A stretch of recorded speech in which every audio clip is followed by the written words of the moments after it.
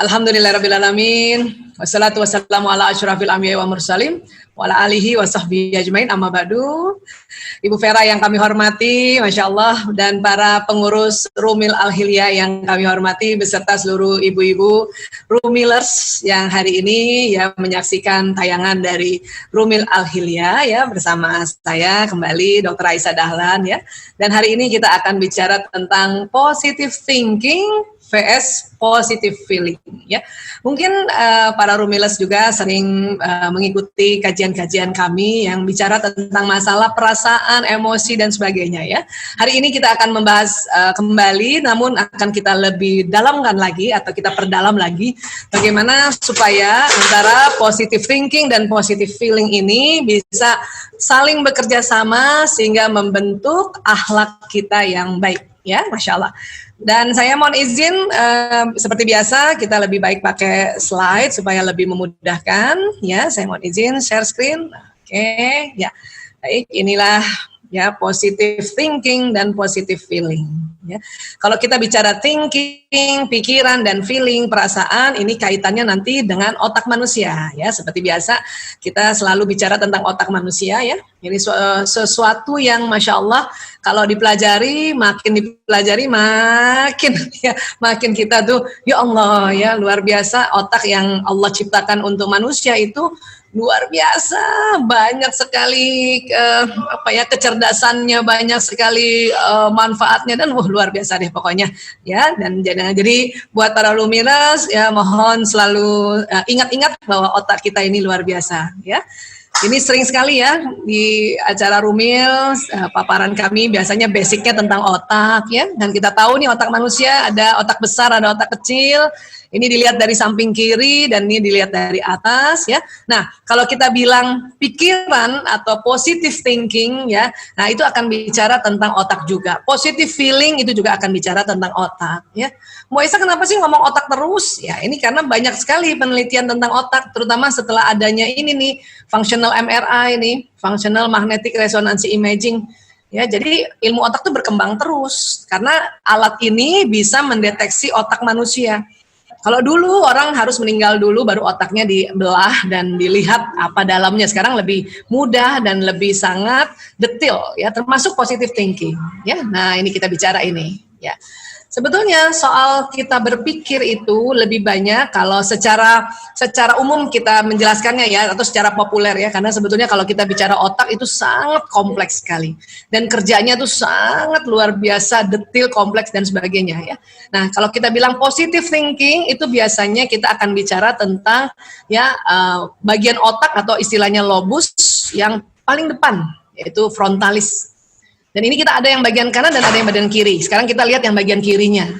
Ya, nah di sini supaya kita bisa berpositive thinking atau istilahnya berpikiran positif, ya, tentu kita harus banyak belajar. Itulah makanya alhamdulillah Rumil selalu menyelenggarakan kajian-kajian walaupun sekarang kita belum bisa tatap wajah, tetapi kajian online-nya terus juga berjalan ya. Nah, ilmu-ilmu yang didapati dari guru-guru kita siapapun itu nanti akan masuk di dalam otak kita yang bagian depan ini, lobus frontalis. Ya. Nah, kemudian pelajaran-pelajaran yang kita baca sendiri lewat buku kah, atau misalnya kita searching sendiri tentang ya topik-topik apa, kan sekarang gitu ya, membaca kan nggak hanya lewat buku, membaca juga bisa lewat gadget ya. Nah, dan kita kalau kita ngaji baca Quran, kemudian kita baca juga terjemahannya, itu juga masuk di sini nih. Malah sebisanya isi di lobus frontalis kita ini ya Al-Quran. Ya, tentunya ya kita mempelajarinya Al-Quran perlahan-lahan, kemudian kita juga pelajari ya penyebab-penyebab turunnya ayat ini, kemudian kita juga mencari adakah penjelasannya di hadis, kemudian kita juga mencari adakah penjelasannya di kesepakatan para ulama ya, dan kita juga mencari ya adakah juga penelitian-penelitian gitu. Karena apa yang diteliti oleh para ilmuwan itu sesungguhnya adalah hukumnya dari Allah Subhanahu wa taala. Makanya istilahnya sunnatullah. Ya, nah ini seperti ini misalnya bagian otak di bagian depan namanya frontalis itu kan hanya dinamakan saja, tapi memang Allah membuat otak itu terbagi-bagi seperti ini. Ya, nah ini jadi ilmu kita nih harus kita isi terus ya.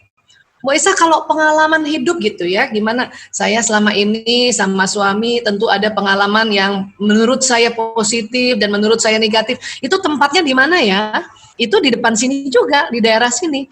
Di daerah dekat ya, ini lobus frontalis. Kalau ilmu yang di depan namanya prefrontal, ini pengalaman tuh di sini. Nah, kemudian di dalam otak ini nih, kalau kita lihat warna-warni ini, di dalamnya tuh ada melengkung tuh ya, melengkung, elips itu. Nah, itu otak emosi kita. Emosi ini nanti dia bisa menentukan perasaan dan juga pikiran gitu. Ya. Dan pengalaman-pengalaman yang kita lihat lewat mata, yang kita dengar, ya itu nanti masuk ke dalam lobus frontalis di dekat ya tempatnya emosi di sini atau istilahnya sistem limbik. Ya, nah makanya karena apa yang kita lihat, apa yang kita dengar, apa yang kita rasakan dalam selama kita hidup ini, karena ada kaitannya dengan emosi, maka dia akan terekam di dalam memori. Apakah menjadi ya memori positif atau negatif. Gitu. Nah, ilmu yang kita pelajari itu adalah tentunya selalu ilmu-ilmu positif. Inilah nanti yang kita dijadikan sebuah referensi ya untuk memaknai ya pengalaman yang terekam di memori ini. Makanya kalau kita misalnya ya lagi kesel gitu ya, itu pasti yang seringnya kita ingat itu pengalaman yang negatif karena ada di sini gitu. Jadi antara emosi ya, emosi ini akan mewarnai perasaan dan mewarnai pikiran, maka uniknya itu kalau kita sedang emosinya negatif atau ya membuat perasaan kita negatif dan juga membuat ya pikiran kita negatif. Karena luar biasa nih emosi ini mempunyai peran yang sangat kuat di dalam kerja otak. Ya, seperti itu. Tapi kalau kita banyak ilmunya, kemudian kita ingat lagi memori kita yang negatif tadi, terus kita karena kita punya ilmu ya, misalnya kita ya belajar pelan-pelan, terus kita bilang ya bahwa oh ya itu masalah yang lalu itu karena salah paham, maksud suami saya begini, maksud saya begini. Nah, itu orang bisa melakukan pertimbangan seperti itu kalau kita ya setiap hari belajar. Macam pelajaran apa saja macam-macam, termasuk juga yang selama ini ya teman-teman Rumillers sering dapati dari ya belajar sendiri kah atau ya mendengarkan ya tausiah atau ceramah-ceramah dari guru-guru kita gitu ya di situ. Dan kemudian kalau misalnya kita kesel sama suami gitu ya, kan biasanya kita yang inget tuh peristiwa yang lama banget tuh, yang lama-lama tapi yang pasti yang ngeselin. Tapi karena ada ilmunya bahwa oh suami ini adalah seorang laki-laki yang Allah jodohkan, sudah tertulis di Lauh Mahfuz, harus dihormati. Nah itu kita ilmu yang di depan sini adalah sebagai ya landasan atau istilahnya ya sumber-sumber referensi untuk kita memaknai memori-memori kita ini ya. Jadi begitu. Itu kaitannya antara kita belajar dan kemudian kita memaknai memori-memori yang lama ya dan juga dengan emosi kita ya. Ya, kita tahu ya nih otak emosi kayak gini ya. Masya Allah besar banget ini. Ya. Berkali-kali kita sering belajar tentang otak emosi. Saya juga berkali-kali memang sengaja untuk memperlihatkan lagi tentang otak emosi agar kita selalu ingat ya. Saya juga supaya saya selalu ingat bahwa manusia itu memang Allah ciptakan otak emosi. Ini terdiri dari rangkaian-rangkaian ya. Ya ini nggak usah dihafal, tetapi kita tahu bahwa oh, otak emosi itu ada di dalam. Di situ dia akan terjadi sebuah sistem-sistem ya, sistem hormonal ya, sistem stimulasi-stimulasi antara organ yang satu dengan organ yang lain untuk menghasilkan hormon-hormon. Ada yang kadang menghasilkan hormon bahagia karena memorinya atau yang kita alami bahagia. Ada yang bikin hormonnya itu jadi kesel gitu ya karena menstimulasi ya peristiwa yang kita ingat itu adalah peristiwa yang negatif sehingga kita teringat lagi yang negatif, dan hormon yang keluar itu ya hormon yang sejenis noradrenalin ya, yang rasanya bikin kita itu deg-degan. Nah, seperti itulah kira-kira kerjanya ya. Nah, jadi di otak kita itu kan ada apati, ada sedih, ada takut, ada rakus, ada marah, ada sombong. Nah, ini jenis-jenis dari emosi yang negatif. Itu pula yang waktu lalu-lalu ya sering sekali saya sharing tentang bagaimana kita memanage emosi itu. agar ya yang kalau emosi negatif bisa kita manage menjadi emosi positif, maka yang nanti kita ingat itu adalah pikiran yang positif dan perasaan yang positif. Ya. Nah ini tadi, kalau kita lihat dari samping kiri ini otak emosi nih, ya besar ya. Ya, nah itu otak ilmu tuh di sini, prefrontal cortex, otak pengalaman tuh di sini, gitu. Nanti berbagai macam cara, nanti otak watak ada di daerah sini, bakat ada di daerah sini, ya. Nah inilah makanya sekarang ya antara pikiran positif dan perasaan positif itu ternyata diwarnai oleh otak mamalia ini. Ya, sehingga ya kalau kita bisa mempositifkan semuanya, positive feeling, positive thinking, maka ya hal-hal tersebut dia akan jalan di badan kita. Lewat mana? Lewat sistem saraf ini. Sehingga membentuk perilaku yang selalu positif. Selalu membentuk akhlak yang baik, akhlak yang selalu positif, ya. Makanya perlu banyak belajar, perlu juga kita ya banyak belajar juga tentang bagaimana memanage si limbik system ini agar yang selalu nyala itu yang positif-positif aja gitu ya. Nah, ini dia. Ya. Kalau kita bicara otak emosi nanti kita akan ketemu nih level-level emosi. Ini juga berkali-kali juga saya sering sampaikan di mana saja bahkan di Rumil ya. Mudah-mudahan kita kalau setiap nanti ilmu diulang-ulang itu ya membuat kita tambah paham. Ya, nah, jadi emosi ini ada semua kan di otak kita, ya. Kadang kita ada di, kalau digabungkan dengan ilmu nafsu, ada di nafsu lawama, ada amarah, dan ada lagi memang nafsu yang baik namanya mutmainnah, ya, mutmainnah. Nah, karena semuanya ini ada di otak kita, yang di otak emosi, maka memang ini sering naik turun. Kadang-kadang ada istilahnya juga keimanan kita naik turun itu karena dipengaruhi si emosi ini. Artinya ilmu kita yang di depan di sini kadang lupa loh. Kalau Allah Maha segalanya. Kenapa? Karena otak emosi ini sedang berada di bawah, sedang marah kah, sedang takut kah, atau sedih. Kita kalau lagi di bawah ini nih, kita lupa kalau Allah Maha segalanya. Mungkin sekarang kita takut macam-macam, takutnya takut penyakit lah, takut ekonominya kita nggak berjalan. Itu nanti kita lupa tuh kadang kalau kita ditakut kelamaan. Ya, kita lupa bahwa Allah yang Maha menyembuhkan, Allah yang Maha melindungi, Allah yang Maha memberikan rezeki. Itulah makanya kita diminta ya, boleh sih ada di amarah, boleh juga di lawama, tetapi nggak boleh lama-lama. Harus cepat-cepat naik ke atas supaya apa? Kita berada di level yang mutmainnah, ya. Dan salah satu supaya kita sampai ke pencerahan ini yaitu apa? Yaitu ya sering belajar, sering dengar taklim, sering dengar seminar, sering baca buku sendiri. Atau kita ya tanpa terasa kalau kita baca Quran, walaupun kita nggak tahu artinya, kita bisa langsung naik ke atas, terutama di damai nih. Kita lagi kesel, kita baca Quran ya, beberapa ayat dia naik, lama-lama naik ke sini. Walaupun kita nggak tahu artinya, kita udah damai aja. Dan kalau kita tahu artinya, kita baca juga terjemahannya, itu insya Allah kita sampai di pencerahan. Ya. Nah, sekarang dikatanya juga, banyak ibu-ibu tanya, Bu Aisyah gimana caranya ya? Dari nafsu yang lawama amarah ke mutmainnah, itu caranya apa ya? Ya. Nah, terus kenapa ya kayak tangga gitu ya?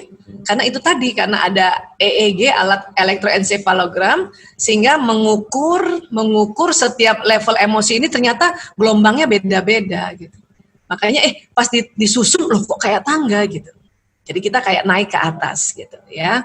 Nah, jadi ini semua ada di otak di sini. Dia kalau memang bekerjanya secara hormonal, tetapi kalau misalnya kita ukur atau kita posisikan ya jenis-jenis emosi ya akhirnya jadi kayak tangga seperti ini ya. Nah, kemudian ini nih yang luar biasa ya, yang Allah ajarkan pada kita di surat Al-Baqarah ayat 153 ya. Bismillahirrahmanirrahim. Ya ayyuhallazina amanu sta'inu bis-sabri was-shalah. Innallaha ma'as-sabirin. Jadi kita suruh ista'inu bis-sabri was-shalah. Jadi kita ya diminta sama Allah, oleh Allah itu sabar dan sholat jadikan sebagai penolong. Dan ini luar biasanya sesungguhnya Allah bersama orang-orang yang sabar. Rupanya sabar dan sholat ini ya kenapa dijadikan sebagai penolong ya? Ini dari sisi otak saja. Kalau kita bicara otak itu bisa menolong kita untuk cepat-cepat naik ke level mutmainnah. Ya. Dan level mutmainah ini yang sering disebut zona ikhlas, ini banyak keuntungannya atau banyak pahalanya kalau kita lebih sering berada di level mutmainah ini. Ya, makanya kalau kita lagi kesel, kemudian kita habis sholat, ya itu langsung perasaannya udah enak. Ya, sabar itu bukan diam, sabar itu adalah suatu ikhtiar untuk ya bisa menaikkan emosi ke atas, termasuk belajar itu termasuk sabar. Ya, ikut seminar, ikut dengarkan ceramah, ikut dengarkan tausiah itu termasuk ya salah satu dari komponen dari ya sabar, kita berikhtiar. Kemudian sabar juga adalah bagaimana kita memanage ya kalimat-kalimat kita untuk kita ucapkan hal-hal yang baik agar ya otak emosi ini yang tadinya mengganggu karena dia tegang akhirnya rileks dan akhirnya emosi kita naik ke atas. Nah, itu juga sabar ya. Termasuk misalnya ya kita baca istighfar, itu juga kita sabar namanya.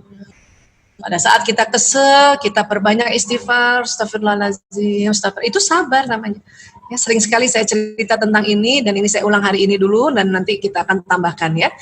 Dan jadi siapa saja rutin membaca istighfar, maka Allah akan memberikan solusi atas setiap kesulitannya, penyelesaian bagi setiap permasalahannya, dan dia akan memberinya rezeki dari jalan tak terduga. Ya, ini luar biasa, ini keutamaan istighfar ini. Jadi ibu-ibu kalau lagi merasa, ya Allah banyak banget yang harus dibayar, udah istighfar aja dulu Bu, istighfar aja dulu, astagfirullahaladzim, astagfirullahaladzim. Ya, betulin emosi kita tadi yang lagi turun karena ketakutan nggak punya uang, betulin dulu dengan istighfar untuk naik ke atas. Karena kalau kita nggak cepat-cepat betulin emosi kita dengan istighfar, kita nanti lupa kalau Allah yang maha memberi rezeki. Makanya kita istighfar dulu, astagfirullahaladzim ya Allah, astagfirullahaladzim, astagfirullahaladzim. Nah, supaya ya dengan istighfar itu kita naikkan level emosi sampai kita ingat lagi, semangat lagi. Oh iya ya, yang memberikan rezeki itu Allah. Ya, kita usaha aja. Ya, tapi capek Bu Aisyah, ya sudah kalau capek istirahat aja dulu, tidur aja dulu. Ya, lapar Bu Aisyah, ya sudah makan aja dulu. Tetapi karena kita ya perbanyak istighfar kita dan kita rutin baca istighfar kita, ya maka kita selalu berada di emosi yang semangat tadi. Artinya ya sudah, ya ayo Allah yang maha pemberi rezeki. Ya, hanya memang kita disuruh ikhtiar. Ya, untuk apa? Untuk membuka ya atau untuk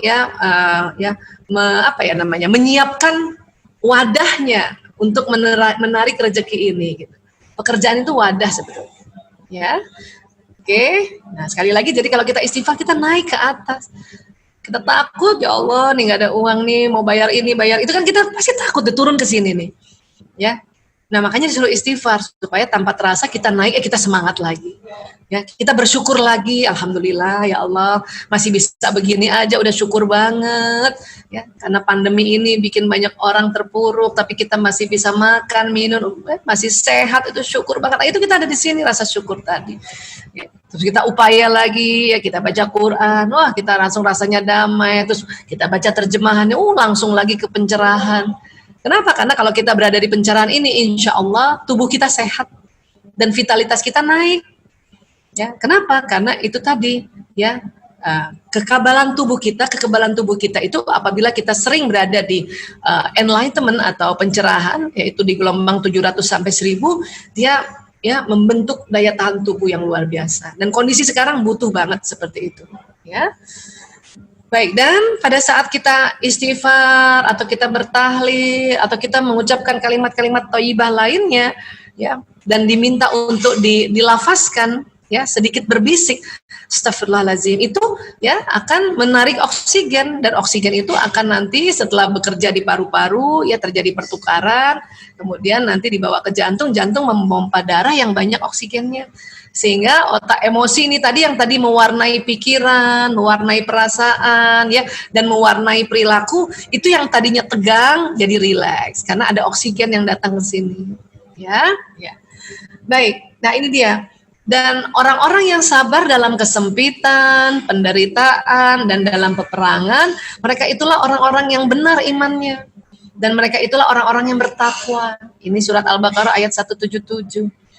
Karena banyak orang-orang suka begini nih ya, teman-temannya ibu-ibu ya, mungkin kalau lihat ada seorang istri sabar ya, nggak cepet marah, nggak cepet cemas, tapi sabar, itu suka diledekin kan. Lo jangan sabar-sabar gitu ya, jangan terlalu sabar jadi istri, kan ada yang suka begitu ya. Padahal kalau kita sabar itu yang benar. Jadi buat ibu-ibu, kalau ada yang bilang lo jangan sabar-sabar banget jadi ibu, jangan sabar-sabar banget jadi istri, Bu, tetaplah sabar. Ya, kenapa? Karena kita punya pegangan di Al-Baqarah 177. Ya, jadi kalau orang yang sabar dalam kesempitan, ya ini tadi wasobirina fil ba'sa'i, ya dalam kesempitan, wadharra'i, ya dalam penderitaan, seandainya ibu merasa ini menderita, ya. Dan juga nih tadi dalam peperangan wahinal ba'si, ya ulaikal ladzina shadaqu, malah itu yang benar, itu yang benar. Ya. Wa ulaika humul muttaqun, ya, dan mereka itulah orang-orang yang bertakwa. Itu udah benar, Bu. Udah benar. Ya. Sabar itu ada batasnya, Bu Aisyah? Enggak, Bu.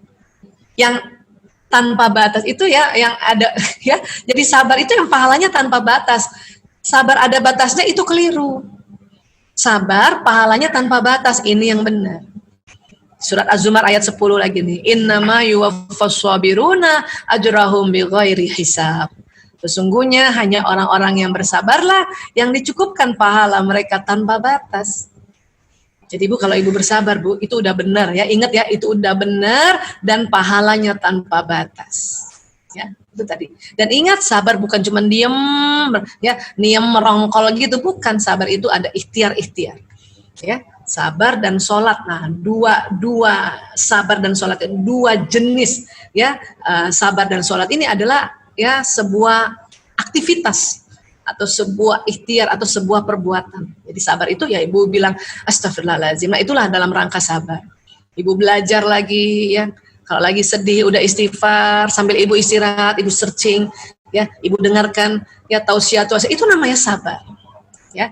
Ibu kesel sama anak, terus Ibu nggak tahu bagaimana caranya ngurus anak, Ibu baca buku untuk cari tahu caranya, ya, atau Ibu dengar lagi seminar-seminar parenting atau seminar-seminar para guru-guru kita tentang bagaimana, ya, membimbing anak, itulah sabar, ya. Dan itu tadi, kenapa sih harus capek-capek banget dari emosi bawah, yang emosi ya nafsu amarah atau lawamah kita capek-capek naikin ke mutmainah, supaya kita membawa kebahagiaan, badan ini juga sehat insya Allah. Ya. Tapi itu tadi, ya Ibu harus paham bahwa memang ya kita ini di otak ini dipengaruhi oleh emosi. Emosi itu juga dipengaruhi oleh kondisi eksternal dan internal juga, Bu. Bukan hanya kita lihat seseorang dan lihat orang itu mukanya masam baru kita kesal, bukan. Kadang-kadang di dalam diri kita juga muncul juga membuat emosi itu menjadi negatif. Apa sih kondisi internal? Satu, Ibu capek, Ibu penat, itu di kondisi internal namanya. Atau maaf, kita yang ibu-ibu masih produktif ya, mau mens atau mens hari pertama sampai kadang hari ketiga tuh paling secara internal, secara faktor perdalaman itu memang terjadi perubahan hormonal. Ya, itu juga memicu emosi kita. Ya, jadi hal-hal yang seperti ini Ibu harus paham. Oh ya, aduh saya capek nih, udah ambil air putih, istirahat. Ya. Tapi sebelum istirahat, istighfar dulu. Supaya apa? Supaya Ibu waktu tidur nggak bawa hal-hal yang negatif. Ya. Nah itu. Atau misalnya, aduh saya udah istighfar ya, kemudian udah minum banyak, kenapa masih nggak enak perasaan? Ibu lihat catatan, oh mau mens. Sudah. Berarti kondisi sekarang itu diperberat karena hormon estrogen progesteron sedang turun. Karena mau men, ya sudah. Tapi justru kalau kita tahu gitu, malah kita memaklumi, bahkan memahfumi ya kondisi kita, sehingga kita langsung oh kayak gitu.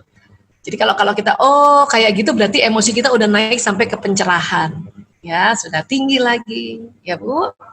Dan ingat sistem saraf ini saya berkali-kali bilang dia kerjanya kayak kabel listrik, ya ini. Jadi ada listriknya. Jadi tubuh kita tuh jalan listrik Bu di sistem saraf, ya. Dan kecepatan jalannya impas listrik dan pesan ini cepat banget nih Bu. Makanya kenapa ya kita baru lihat aja suami mukanya masam gitu, bukan basam tapi masam ya, buruk gitu, terus kita langsung emosi. Kenapa? Ya itu tadi, apa yang dilihat, apa yang didengar, apa yang kita rasakan itu cepet banget jalannya ke otak kita, sekitar 240 km per jam. Bahkan kalau kita ketusuk duri langsung aduh sakit gitu ya, atau kejepit aduh, karena dia jalannya cepet ke atas ya. Dan kalau nanti dari otak kemudian sumsum tulang membawa pesan ke seluruh tubuh, itu lebih cepat lagi, 320 km per jam. Makanya kadang dari stimulasi sensorik 240 kemudian ke motorik 320, cepat banget itu.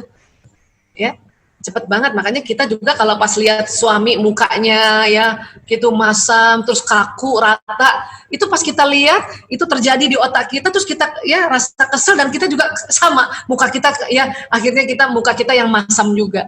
Kita lawan dia dengan muka yang jelek, dengan senyum yang ke bawah bukan ke atas. Itu karena cepet banget, Bu. Apa yang dilihat langsung stimulasi di emosi kita, mempengaruhi pikiran, mempengaruhi perasaan, dan juga mempengaruhi tingkah laku kita. Makanya ada istilah tuh, emosi itu mendasari feeling, thinking, acting gitu. Perasaan, pikiran, dan acting, action kita, perilaku kita. Ya. Nah makanya kita yang perlu kita taklukkan itu, atau kita kelola itu, kita jaga. Ya, atau kalau orang Jawa bilang jaga kewarasannya itu, yaitu emosi kita tadi. Ya, caranya apa itu tadi? Sabar sholat. Astagfirullahaladzim, kita bawa sholat, ya. Kemudian di sholat itu kita minta ampun, kita istighfar. Nah, itulah cara-cara yang luar biasa yang Allah berikan. Ya, nah ini tadi. Jadi perasaan itu mempengaruhi pikiran, kemudian nanti mempengaruhi perilaku. Kenapa? Karena itu tadi, perasaan kan ada di sini nih, dipengaruhi oleh emosi ini. Ya, dan pikiran juga dipengaruhi, sehingga perasaan dan pikiran ini jalan di badan ini, sehingga membentuk apa? Membentuk perilaku. Kalau perilaku setiap hari dilakukan membentuk kebiasaan. Kebiasaan kalau tiap hari dilakukan membentuk karakter namanya. Ya, dia dikenal sama orang, oh dia karakternya ya karakter wanita muslimah banget. Ya, dia karakter istri yang penyabar banget, istri yang ya sabar. Nah, itu tadi karena kita punya kebiasaan. Dan nanti karakter menentukan nasib kita. Ya. Ada orang merasa nasibnya itu sudahlah ketimpa tangga, terinjak-injak ya. Nah, ibu kalau merasa nasib ibu buruk ya, entah nasib terhadap suami kan, nasib terhadap anak, atau nasib terhadap ya materi kita menganggap buruk gitu ya, maka ibu kalau mau cepat betulin perasaan ibu, ya. Karena nanti perasaan ini lebih power dibanding pikiran. Betulin perasaan ibu. Ibu selama ini gimana sih sama suami misalnya gitu ya? Ibu merasa nasib saya sama suami misalnya kok buruk banget ya. Ibu betulin perasaan ibu selama ini. Perasaan ibu sama suami apa sih? Kesel kah? Marah kah? Betulin, cepet-cepet betulin. Caranya itu tadi istighfar. Astagfirullahaladzim. Walaupun kita kadang sudah banyak belajar, ya kita punya ya belajar banyak ilmu di sini ya misalnya, itu kadang-kadang lupa sementara. Kenapa? Karena emosi ini mempengaruhi perasaan itu lebih dominan. Ya, makanya betulin dulu perasaannya, baru nanti keinget lagi. Oh iya, ya ternyata ya suami saya itu ngomongnya sedikit, mukanya rata, emang begitu laki-laki. Nah itu kan baru kita inget tuh di pikiran kita. Kalau perasaan kita sudah kita betulin. Nah, karena perasaan sudah positif, pikiran positif, maka nanti perilaku kita juga positif.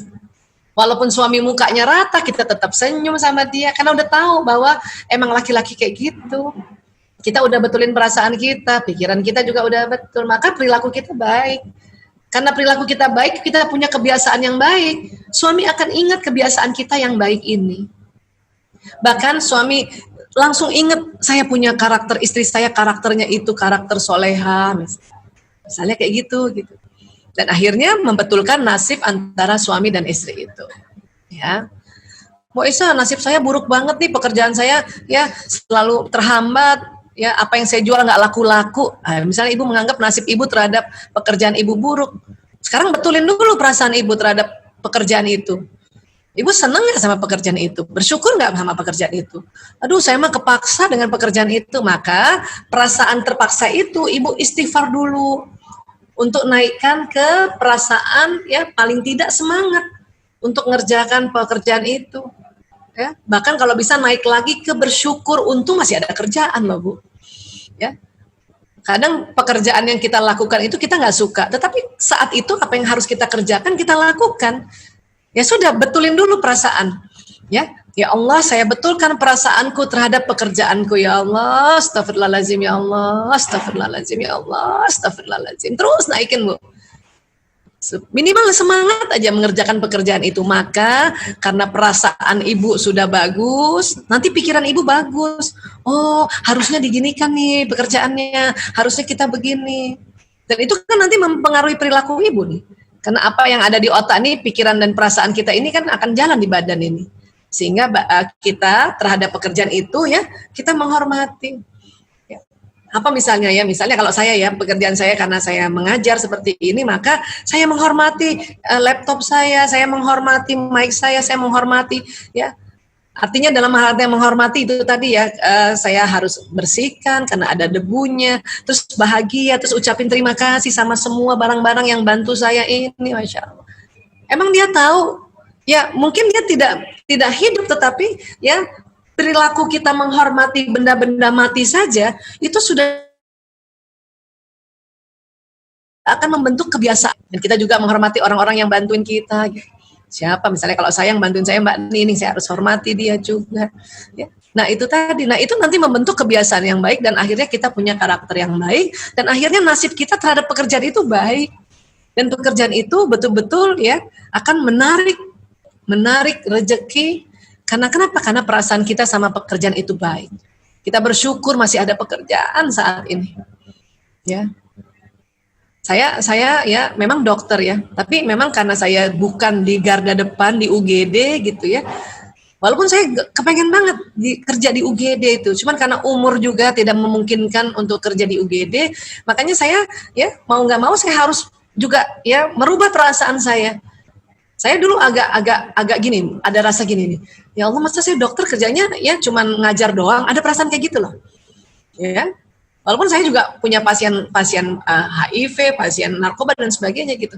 Tapi dulu saya masih kepengen juga ya sebagai dokter yang kerja di UGD, kepengen kayak gitu. Tapi kalau terus-terusan saya mengeluh tentang pekerjaan saya yang seperti mengajar gini, maka nanti nasib saya buruk. Kenapa? Karena perasaan saya terhadap pekerjaan saya buruk.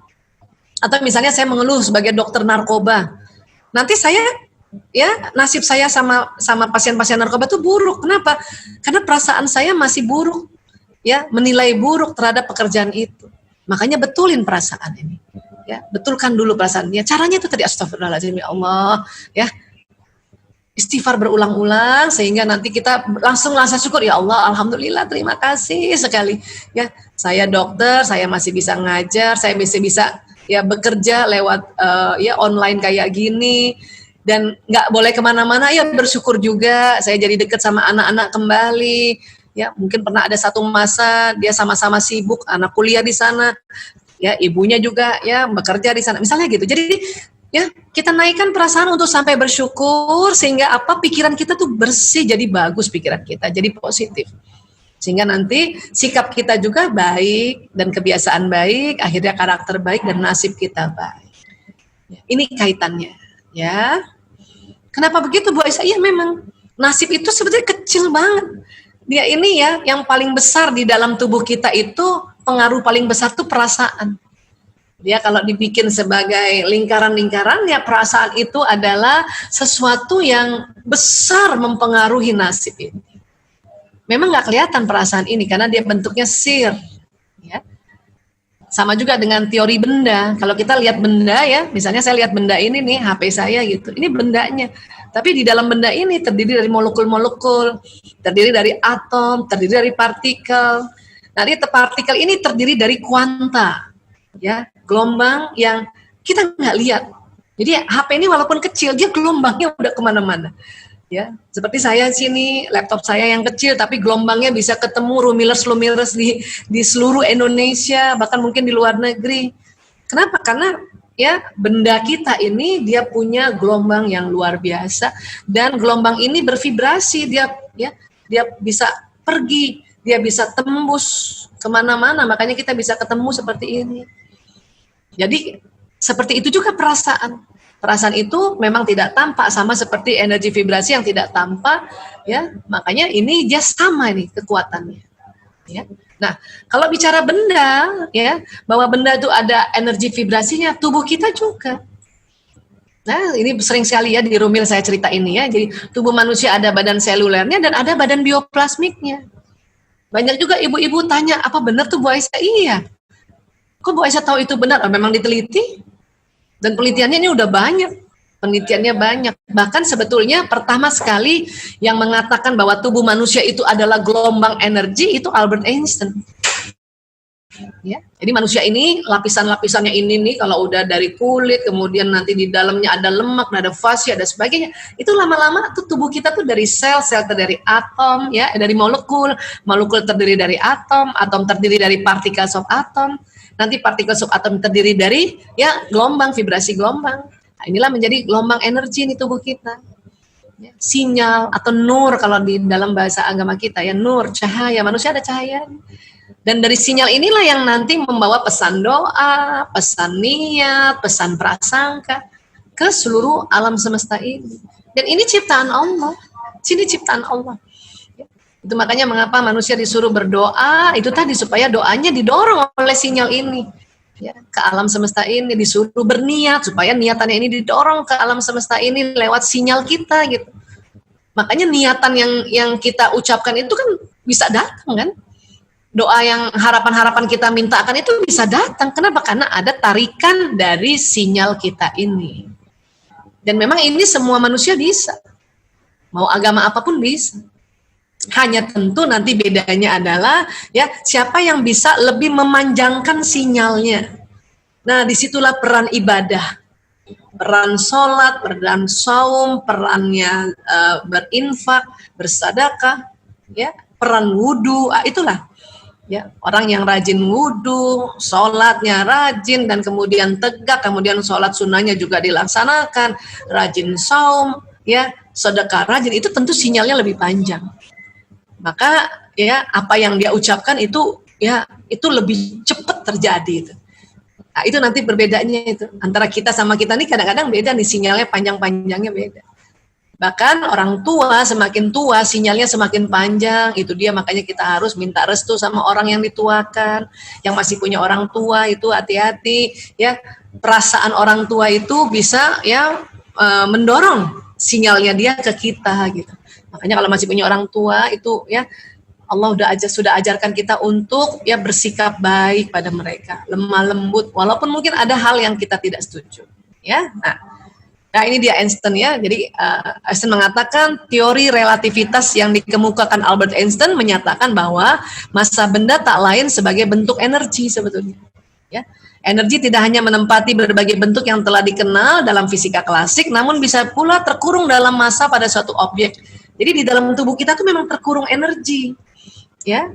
Dan menurut Einstein, jumlah energi yang terkurung dalam sebuah partikel sebesar massa partikel dikalikan kuadrat kecepatan cahaya. Jadi makanya mc kuadrat. Jadi artinya energi kita tuh besar banget. Semakin kita besar, semakin kita usia lanjut itu semakin besar lagi. Ya, ini saya juga dapat dari Pak RB Sentano bahwa itu tadi benda terdiri dari molekul, molekul terdiri dari atom terdiri dari partikel, partikel terdiri dari kuanta, dan kuanta itu nanti terdiri dari energi vibrasi. Memang ini nggak tampak. Jadi kalau ada kita melihat seseorang itu nggak bisa lihat dari bendanya dia aja, oh itu anak kecil, enggak, dia punya energi besar. Oh itu orang tua, ya kita anggap ya kita meremehkan orang tua, dia nggak bisa apa-apa, jangan salah, dia punya energi vibrasi yang besar. Ya, dia bisa mendoakan anak cucunya, dia mendoakan sekelilingnya. Itulah kekuatan manusia yang ada terkurung di dalam tubuh kita. Ya. Nah ini juga Richard Feynman ini mengatakan ya, jadi ini ada ilmunya nih kalau ibu-ibu mau mempelajari ilmu tentang tadi bioplasmik tadi itu lewat elektrodinamika kuantum, ya. Fenomena alam yang berkaitan dengan energi sangat erat kaitannya dengan fisika kuantum. Jadi ini fisikanya namanya fisika kuantum, ya. Di mana energi dapat menembus ruang dan waktu.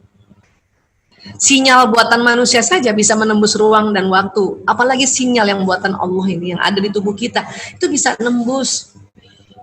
Makanya orang zaman dulu tuh belum ada gadget yang bisa nembus-nembus kayak gini aja, mereka ya sudah bisa berkomunikasi dengan antar orang di seberang sana, raja di Jawa berkomunikasi dengan ya raja di Sulawesi dengan apa? Dengan kekuatan bioplasmik tadi. Ya, memang dulu ada istilahnya telepati, ya itulah kekuatan dari bioplasmik tadi. Kok bisa tahu mereka ya raja ini mengatakan itu? Biasanya mereka akan ya mendapat jawabannya itu atau mendapatkan sinyal-sinyal itu ditangkap itu nanti pada saat mimpi terasa, oh ya raja di Jawa menyampaikan pesan ini. Nah, bisa kayak gitu kira-kira tangkapan dari receiver dari ya badan manusia ya. Ini tadi manusia tuh karena ada titik-titik pembuluh meridian inilah yang nanti menangkap dia, ada yang receiver, ada yang transmitter ya. Ini juga saya sudah sering cerita di Lumiras ya, Rumiles. Ya itu tadi nih, titik-titik ini nih ada di bawah kulit kita. Kalau diumpamakan dia seperti lubang-lubang kayak gini, tapi dia di bawah kulit. Dia bisa memancarkan sinyal dan juga bisa menangkap sinyal. Ya. Nah ini tadi, memang kenapa disebutnya cakra? Karena yang pertama kali menemukan itu dokter dari India, namanya dokter Charaka.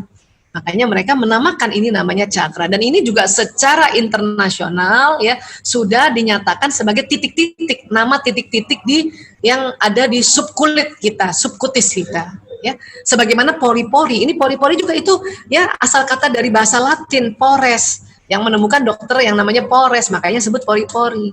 Ini juga sama, karena yang menemukan dokter India disebutnya cakra. Tapi ini semua ciptaan Allah ya. Dan nanti dari mana energi itu? Dari tubuh kita, dari sel-sel tubuh kita. Terutama yang mitokondria ini yang memetabolisme energi di sini, dari sini. Jadi nggak usah heran. Tubuh kita ini ada energi yang ada di dalam tubuh dan dia bisa keluar juga. Itu karena produksi atau metabolisme hasil dari ya mitokondria. Ya. Nah, makanya dia keluar. Inilah yang bikin kita berdoa, inilah yang membawa tuh tadi niatan kita, inilah juga yang membawa prasangka kita. Makanya kita diminta untuk berdoa yang baik, berniat yang baik, prasangka yang baik. Karena prasangka itulah yang nanti setelah di-elaborate atau setelah didefinisikan, itulah prasangka itu terdiri dari positive thinking dan positive feeling. Thinking dan feeling ini itulah namanya prasangka. Jadi kalau kita ya husnuzon itu berarti positive thinking dan positive feeling. Maka yang jalan ke alam semesta itu yang baik-baik. Dan sinyal ini akan menarik peristiwa yang baik-baik tadi. Kita diminta untuk tidak boleh suuzon karena dia bisa menarik.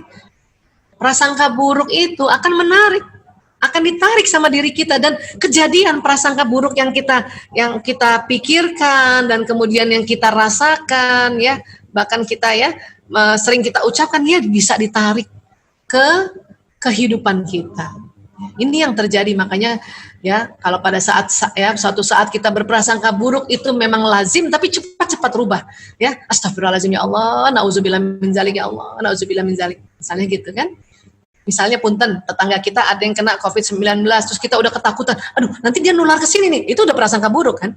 Pikiran negatif, perasaan negatif, tapi itu wajar, itu lazim juga ada pada kita.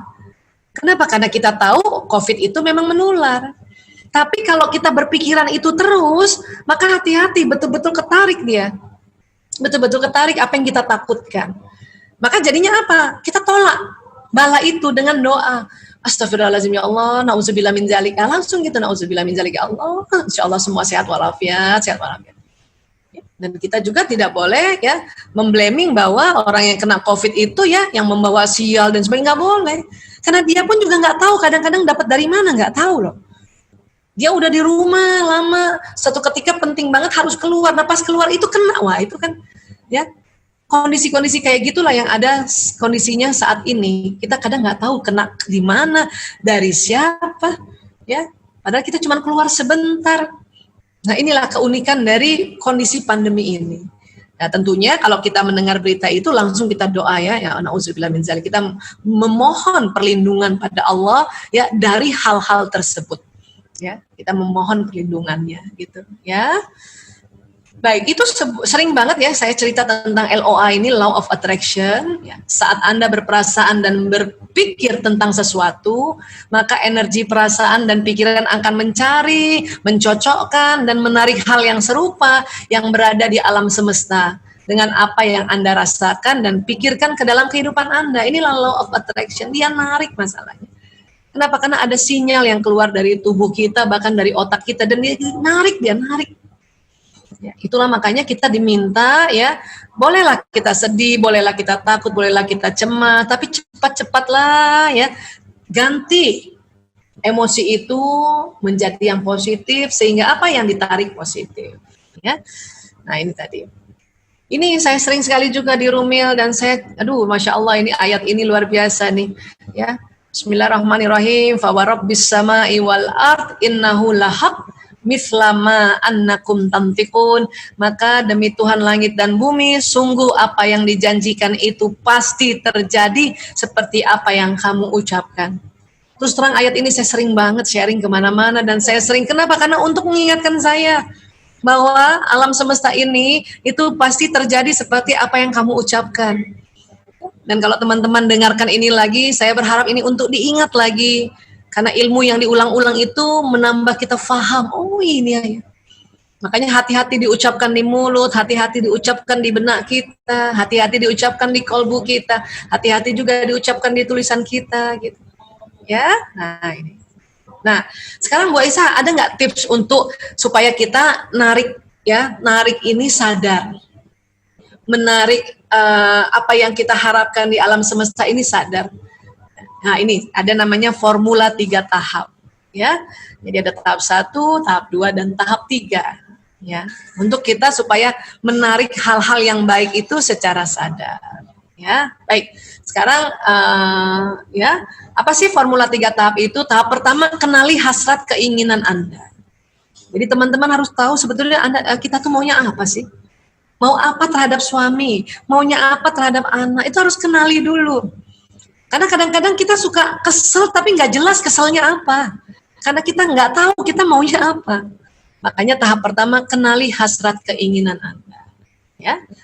Nanti tahap keduanya adalah berikan perhatian pada hasrat Anda itu.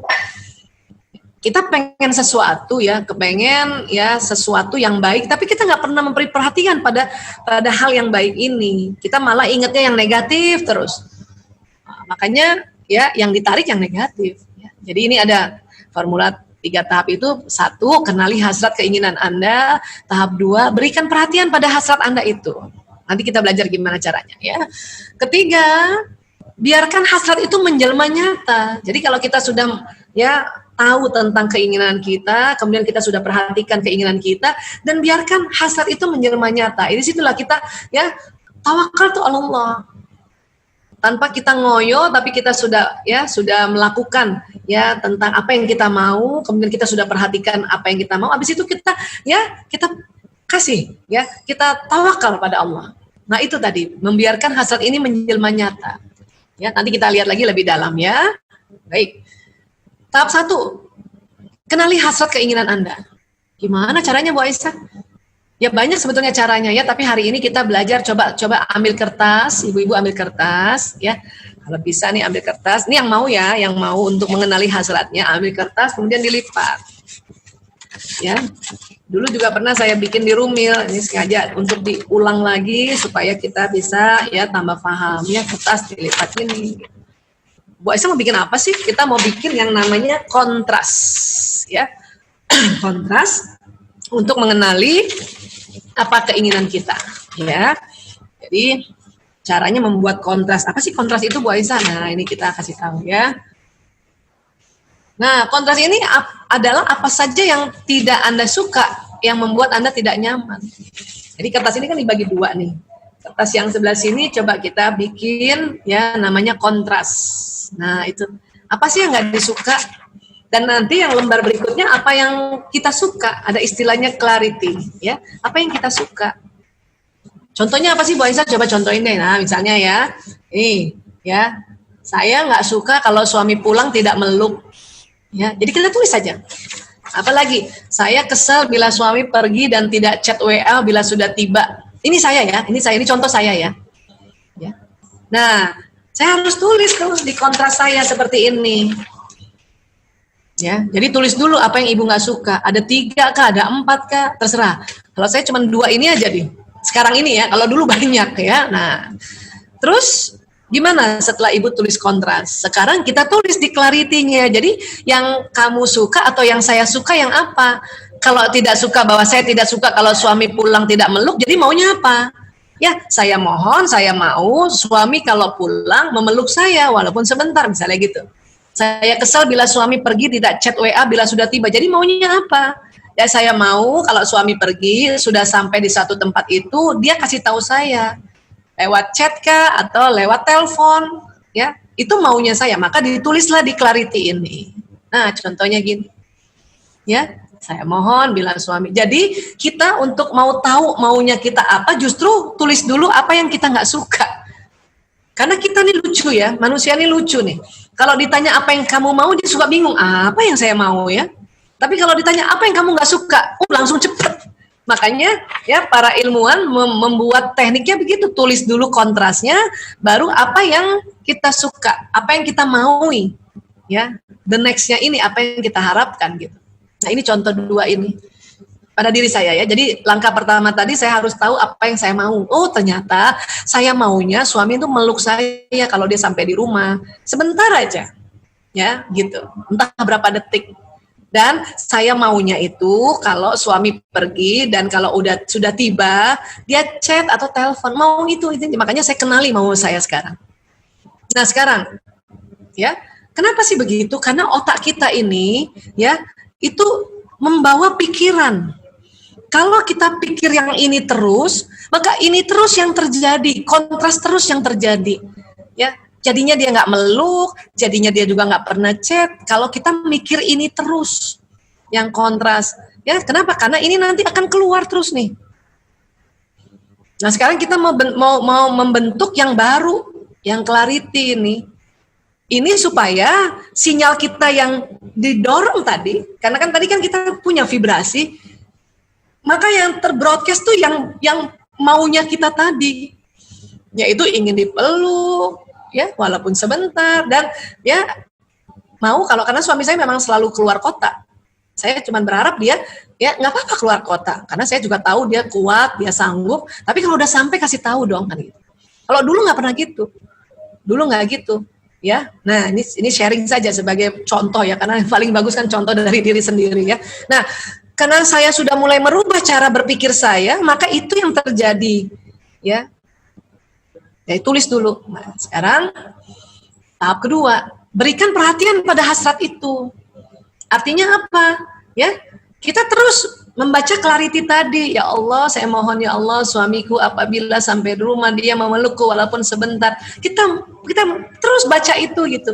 Terus berdoa seperti itu yang apa yang kita inginkan. Atau kalaupun kita nggak doa, kita baca tadi clarity tadi. Ya, yang mana sih Bu Aisyah clarity ini loh, yang ini loh, nih. Kita baca ini gitu. Ya.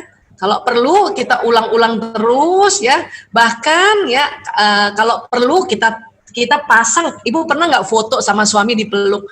Ya, kalau pernah pasang itu di gadget kita, ya pasang, bikin vision boardnya, taruh di dekat cermin, taruh di foto-foto yang kita dipeluk itu, ya foto-fotonya itu simpan di HP dan kita liatin itu terus. Itu namanya kita memberikan perhatian pada hasrat itu, gitu. Ya. Jadi kalaupun misalnya clarity nih, ini nih kan kita maunya yang ini, kita sudah nggak boleh lagi nih lihat yang ini. Kalau perlu ini nih ditutup, tuh kita tutup. Ya, kita tutup dia. Makanya dia muncul ini. Kita terus liatin ini ya. Banyak ibu ya, banyak istri kepengen dipeluk tapi yang diinget-inget yang ini gitu. Yang diinget-inget yang ini. Ini nggak usah diinget-inget lagi. Bu Aisyah kalau teringat bagaimana? Istighfar cepat-cepat, astagfirullahaladzim ya Allah, astagfirullahaladzim, astagfirullahaladzim. Terus ngomong lagi, saya mohon bila suami saya ke rumah memeluk saya walau sebentar. Nah itu. Makanya ini ditutup. Ya, oke. Nah, ini namanya memperhatikan. Kita memperhatikan apa yang kita harapkan. Ya. Yang ketiga, biarkan hasrat itu menjelma nyata. Ya. Kenapa? Semua tergantung pada kerelaan Anda. Kadang kita nih doa tapi nggak rela. Kita doa berharap suami kita memeluk kita, tapi kita nggak rela. Kenapa? Ya kalau nanti dia ya misalnya dia peluk kita terus, nanti nggak ada alasan untuk kita marahin dia. Ada yang begitu gitu. Ada alasan nanti kita ya nggak damprat dia. Ada yang begitu. Karena nggak rela terhadap apa yang diinginkan tadi. Ini makanya. Ya. Kecepatan hukum ketertarikan mewujudkan keinginan Anda berbanding lurus dengan besarnya kerelaan Anda. Ya. Rela nggak suami ya memeluk kita setiap hari? Sudah rela nggak suami nanti kalau sampai di tempat tujuan dia chatting kita atau itu harus rela dulu. Kok bisa ya Bu Aisyah keinginan positif orang nggak rela? Ada nggak rela itu, ya? Nah, jadi kerelaan ini ya. Kerelaan membiarkan hasrat menjelma nyata hanya bisa dilakukan dengan membuang getaran negatif keraguan. Oh, maksudnya itu tadi. Orang nggak rela nih, ya suaminya ini seperti saya yang minta tadi memeluk karena suka ada keraguan, getaran negatif ini. Sehingga yang pergi ke dia, ke suami kita ini atau ke anak kita kalau kita punya prasangka buruk, itulah yang pergi. Keraguan ini yang akan jalan, bukan keinginan. Itu yang kadang-kadang menghambat doa kita. Keraguan ini menghambat pikiran kita, menghambat energi positive thinking dan positive feeling. Dari mana datangnya keraguan? Ya, keraguan itu getaran negatif paling sering berasal dari keyakinan-keyakinan yang menghambat. Ya. Apa saja keyakinan penghambat itu? Nah, itu yang sering kita dengar, isu-isu yang kita dengar, gosip-gosip kita dengar, ya, pernyataan-pernyataan misalnya ya para entah orang-orang yang kita sering dengar bahwa macam-macam pernyataan yang negatif itu yang bikin kita ragu. Ya. Jadi menghambat ini, keyakinan ini menghambat karena itu tadi kita sering banget dengar yang jelek-jelek. Padahal di dalam surat Yunus ayat 36 ya Bismillahirrahmanirrahim dan kebanyakan mereka tidak mengikuti kecuali persangkaan saja. Sesungguhnya persangkaan itu tidak sedikit pun berguna untuk mencapai kebenaran. Sesungguhnya Allah Maha mengetahui apa yang mereka kerjakan. Jadi kalau kita ngikutin prasangka, Allah sudah bilang tuh prasangka yang itu tuh nggak benar, prasangka itu, apalagi ya yang suuzon. Makanya kita kalau mendengarkan sesuatu harus ya teliti kembali, benar nggak sih influencer ini ngomong apa, benar nggak sih artis ini ngomong apa, benar nggak sih teman saya ini ngomong apa, ya mungkin itu tadi itu salah satunya. Lo jangan sabar-sabar banget jadi istri, ya capek lo sabar-sabar banget. Itu juga yang namanya informasi-informasi itu akan membentuk keyakinan yang salah. Padahal kalau kita lihat lagi di Al-Quran, ya tadi dikatakan kalau kita sabar itu yang benar. Ya, sabar itu ada batasnya. Itulah tadi, ya isu-isu tadi itu, omongan-omongan orang itu membuat keyakinan kita keliru. Ya, berbagai virus prasangka dan pikiran negatif yang tanpa disadari merasuk ke dalam benak manusia, sehingga manusia berangsur-angsur lupa atau tidak percaya atau tidak yakin akan sifat kesempurnaan yang berupa kebaikan, kelebihan, kekuatan dan potensi diri. Ya. Lo jangan ini dagang online ya, kita sering ditipu misalnya gitu ya. Nah itu bahaya, itu jadi virus di pikiran kita ya, dan nanti akan membuat perasaan kita juga jadi galau terus, jadi ketakutan terus ya. Nah itu kadang-kadang virus-virus kayak gitu tanpa terasa ya.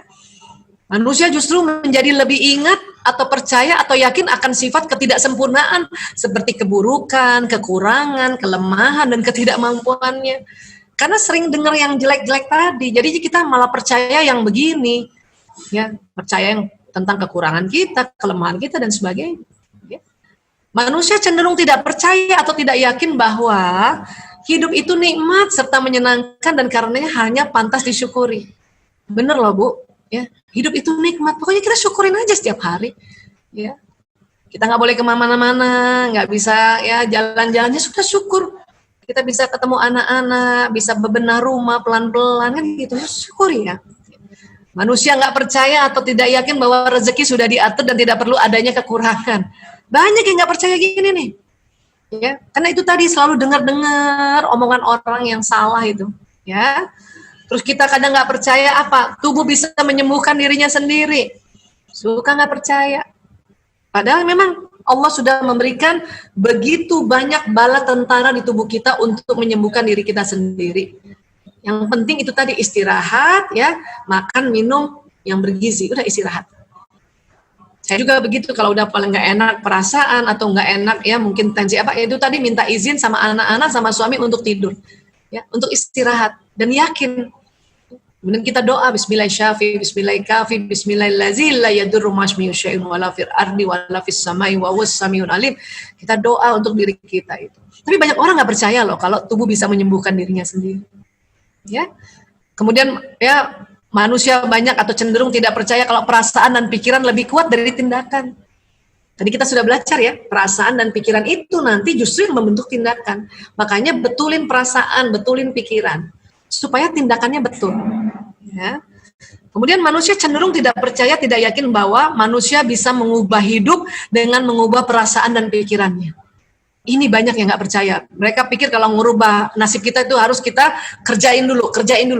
Kebalik, betulin dulu pikiran, betulin dulu perasaan, betulin dulu pikiran bahwa nanti badan ini akan mengikuti. Jadi badan kita ini akan melakukan ya seperti perasaan dan pikiran yang baik tadi. Jadi betulin perasaan dan pikirannya tadi. Ya. Dan manusia cenderung tidak percaya, tidak yakin bahwa ikhlas berserah diri pada Allah itu mudah dan menyenangkan. Banyak yang bilang gitu ya, ikhlas itu susah. Nah itulah, karena sering dengar-dengar kayak gitu, makanya nggak percaya kalau ikhlas itu pada Allah tuh mudah dan menyenangkan. Kita membaca surat Al-Ikhlas saja. Itulah ya cara untuk kita ikhlas. Kita perbanyak baca Al-Ikhlas ini. Kita sebut aja ya Allah, ya Allah, ya Allah. Nah, itulah cara untuk kita bisa berserah diri. Ya. La haula wala quwata illa billahil aliyul lazim. Ya itulah cara. Kan mudah kan dilafazkan? Ya Bu Aisyah kan mudah dilafazkan, tapi nanti bagaimana dengan otak pikirnya? Justru itu diawali dengan dilafazkan. Kenapa? Karena apa yang dilafazkan itu dia akan jalan ke otak kita dan tubuh kita. Selain apa yang dilafazkan juga kita lihat, mata kita tuh sebaiknya lihat ya tulisan-tulisan Allah. Makanya di rumah ibu nih kalau ada selalu ada ya dinding-dinding itu kaligrafi tulisan Allah itu penting karena waktu mata kita melihat tulisan Allah ya tulisan basmalah Bismillahirrahmanirrahim itu juga membawa pesan ke seluruh otak dan seluruh tubuh. Ya, terus kita dengar, telinga juga membawa pesan ke seluruh tubuh ini. Makanya kita harus dengarkan yang baik-baik ya. Kita dengarkan lebih sering ya tentang murotal, tentang ya apa yang disampaikan oleh guru-guru kita dengarkan supaya nanti ya kita bisa menjadi ikhlas dan ikhlas itu ternyata mudah dan menyenangkan. Ya. Manusia lebih percaya atau yakin bahwa hidup itu susah dan penuh penderitaan. Nah inilah keseringan dengar kalimat-kalimat gini, hidup ini susah penuh penderitaan. Makanya jadi percaya tentang ini. Hati-hati kalau kita percaya tentang hidup itu susah dan penuh penderitaan, maka itu yang terjadi. Ya, karena seperti Az-Zariyat, seperti apa yang kamu ucapkan. Makanya ini sudah mulai harus dicoret dari ya kita punya pikiran dan perasaannya. Orang cenderung lebih percaya yang yakin kalau rezeki itu susah dan selalu tidak cukup. Ini yang keliru nih. Tadi kita sudah bilang kan rezeki itu kan ya kita tarik. Tentu memang ada wadahnya. Kalau kita mau mengumpulkan sesuatu kan harus ada tempatnya ya. Nah tempat itulah pekerjaan kita. Ibu rumah tangga itu pekerjaan, jangan salah. Banyak ibu rumah tangga mengeluh sama saya nggak bisa kerja Bu Aisyah. Loh, di rumah ngapain? Ya ngurus anak-anak, ya nyuci baju, ya masak. Loh, itu pekerjaan Ibu. Ibu rumah tangga itu pekerjaan. Ya, lakukan saja itu sambil doa terus untuk ya dimudahkan, dilapangkan rezekinya. Maka itu akan ditarik juga rezeki. Entah nanti tiba-tiba ada orang bawakan makanan, ada orang bawakan kue, ada orang, wah macam-macam. Ya, dan selain itu juga karena kita berdoa untuk lapang rezeki, suami kita pun lapang rezekinya. Walaupun kita menjadi ibu rumah tangga saja. Ya, jadi rezeki itu susah dan selalu tidak cukup. Ini nggak boleh lagi percaya terhadap ini. Ya. Jika dokter mengatakan X tentang kesehatan saya, maka itu pasti benar X. Nah, ini banyak juga nih yang percaya begini nih. Ya, memang dokter mengatakan X. Ya, oh Anda ini ya memang kena CA ya, karena memang perjalanan penyakitnya. Tetapi itu tadi. Ya, bahwa dokter mendiagnosis itu untuk memberitahu kita bahwa oh itu CA. Tapi apakah itu nanti CA benar akan membuat kita tambah terpuruk dan sebagainya? Itu nggak boleh langsung percaya. CA ini juga ya, kalau kita yakin dia bisa dibendung, cancer ini bisa dibendung, ya maka itu yang terjadi. Kita doa terus, bermohon untuk sel-sel yang sehat tetap kuat. Ya Allah menguatkan sel-sel yang sehat, sehingga sel-sel karsinoma ini tidak merusak sel yang sehat. Nah itu yang harus kita terus lakukan. Ya, ini yang dimaksud dari jika dokter mengatakan X tentang kesehatan saya, maka itu pasti benar X. Ya, itu juga belum tentu. Kenapa? Karena ya kita masih bisa memohon pada Allah untuk menyembuhkan penyakit ini. Ya, lebih banyak orang jahat daripada orang baik nih. Hati-hati nih. Kalau kita berpikir lebih banyak orang jahat daripada orang baik, itu betul-betul akan jadi kayak gini. Ya, makanya ini hati-hati karena dia bisa narik. Dan orang percaya pada saat ini. Kenapa? Karena sering dengar berita-berita yang buruk. Penangkapan lah, pencurian lah, ya inilah itulah, ya itu. Makanya ya dengarkan hal-hal yang baik, berita-berita yang baik itu perlu banget. Manusia cenderung lebih percaya atau tidak yakin bahwa memelihara pernikahan itu susah. Dia percayanya malah ini nih, yakinnya bahwa pernikahan itu susah, padahal pernikahan itu ya harus kita bilang insya Allah memelihara pernikahan itu dengan gembira, dengan semangat, dengan mudah. Nah itu harus diomongin dan itu yang benar. Ya caranya gimana? Ya itu tadi kita banyak belajar. Ya, setelah belajar jangan cuma tahu doang tapi nggak dipraktekkan. Maka setelah kita belajar, masukkan di otak kita dan ya emosi kita jadi bahagia, jadi menerima, ya jadi gembira, maka apa yang kita pelajari itu akan jalan di badan kita dan kita akan praktekkan. Ya. Kemudian apalagi hidup itu seperti judi dan kita lebih sering kalah. Ya, banyak yang yakin kayak gini, padahal ini nggak begitu. Masalahnya karena yakin maka itu terjadi. Ya, jadi kita harus rubah keyakinan ini nih menjadi yang tadi yang kita ya bikin menjadi yang seperti ini. Hidup itu nikmat, rezeki sudah diatur dan ya tidak perlu ada yang kekurangan. Tubuh bisa menyembuhkan diri sendiri. Perasaan dan pikiran lebih kuat dari tindakan. Manusia bisa mengubah hidup dengan mengubah perasaan dan pikirannya. Ya. Jadi seperti itu dan ikhlas berserah diri pada Allah itu mudah dan menyenangkan. Ini yang kita harus ganti itu tadi. Jadi kita yakin terhadap yang ini. Ya. Nah, ini pelan-pelan. Caranya itu tadi diomongin terus ini. Diomongin. Ya. Baik, dan ini yang kita mau ganti nih. Ya, prasangka-prasangka ini yang bikin keraguan. Makanya doa kita suka terhambat dengan keraguan-keraguan ini. Ya. Baik, dan cara menghilangkan keraguan gimana Bu Aisyah? Ya itu tadi mengakui perasaan, ya Allah kok saya ragu-ragu ya, kok saya masih ragu-ragu ya, gitu caranya. Ya Allah angkat perasaan ragu saya ini terhadap apa yang saya harapkan. Ya saya kan tadi berharap suami memeluk kalau sampai rumah memeluk, tapi kadang ragu. Ya jadi ya Allah angkat raguku ini ya Allah gitu. Ya dari sini ya Allah angkat raguku ya Allah.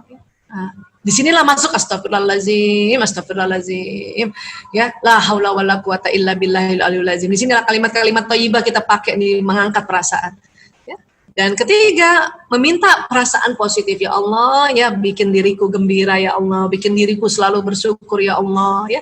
Kita memohon seperti itu. Dan kemudian kita memohon kembali ya Allah ya. Dengan izinmu ya Allah suami saya apabila sampai di rumah dia memelukku sebentar saja ya Allah. Nah itu tadi baru kita ya memohon kembali pada saat ya langkah yang ketiga ini. Ya. Jadi sekali lagi cara menghilangkan perasaan ini ya yaitu mengakui perasaan, mengangkat perasaan dan meminta perasaan positif dan meminta apa yang kita harapkan. Ya, jadi inilah teknik-teknik yang insya Allah ya kalau kita pakai ya dan kita terapkan, insya Allah kita akan menarik apa yang kita maui tadi, yang kita harapkan. Dan ternyata betul setelah saya pakai teknik ini, suami saya itu walaupun misalnya pas mau tidur ya, dia usap dulu ke badan saya, walaupun saya nggak minta ya, dia usap belakang saya. Ya, dia itu tanda bahwa dia sayang sama dia, usap aja belakang gitu, atau paling dia begini-gini kan, atau kepala saya diusap-usap, itu tanpa diminta lagi. Kenapa? Karena saya sudah men-setting otak saya, ya, saya tahu apa yang saya harapkan dan saya mencoba menghilangkan keraguan, Walaupun ini sering muncul lagi, sudah kita hilangkan, dia muncul lagi. Ya, kita lakukan pakai ini lagi, pakai 3M tadi, mengakui perasaan, mengangkat perasaan, meminta perasaan positif, ya, dan mungkin tambah 1M lagi jadi 4M apa? Memasrahkannya pada Allah. Ya, jadi sekali lagi ya ibu-ibu, sahabat-sahabatku, para Rumilers ya, mudah-mudahan ya kita bisa membentuk pikiran positif dan membentuk ya perasaan positif sehingga ini menjadi sebuah kekuatan pada diri kita, dan ini semua ya adalah karunia dari Allah ya. Terima kasih sekali lagi, terima kasih, insyaallah semua sehat walafiat dan juga selalu bahagia ya. Sekali lagi maaf lahir batin, wabillahi taufik wal hidayah. Assalamualaikum warahmatullahi wabarakatuh. Terima kasih.